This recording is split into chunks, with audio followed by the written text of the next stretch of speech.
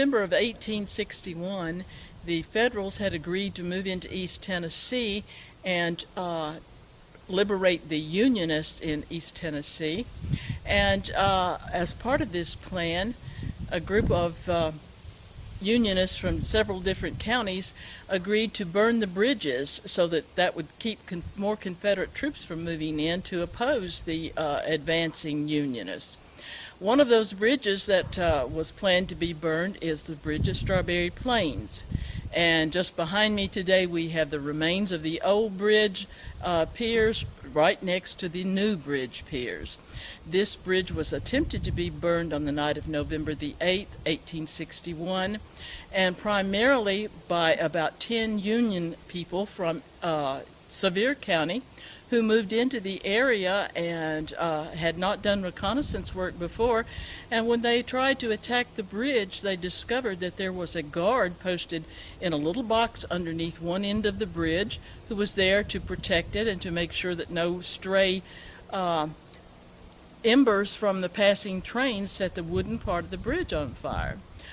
They were surprised to find him, and he was surprised also, but he fired the shot from his pistol and also used a knife on the approaching man. And then, of course, the torch was dropped, and it was suddenly black. And the men realized that they had someone opposing them and began also to shoot and to try to reach the guard with their knives. Unfortunately, in the dark, they also used the knife and the guns on their own people. So the attack failed in the end, and they discovered that even though they had overcome the guard, the matches that they had had on themselves to light the the bridge to burn it, were also gone, and they were not obviously under them, and it was so dark that they couldn't burn the bridge for lack of matches. They suggested going to one of the nearby farmhouses, but they realized that if they did, they would be recognized, and of course that means they would certainly be arrested.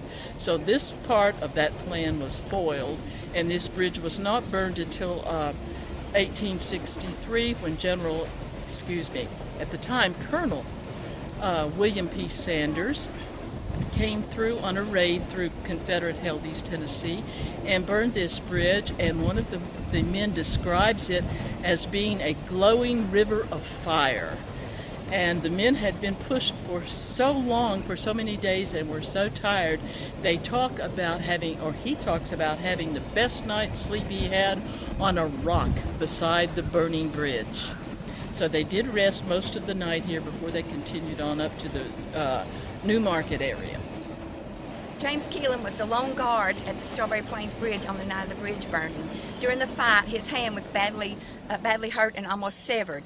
Ratford Gatlin, who lived nearby, went for a doctor, and they had to amputate his hand.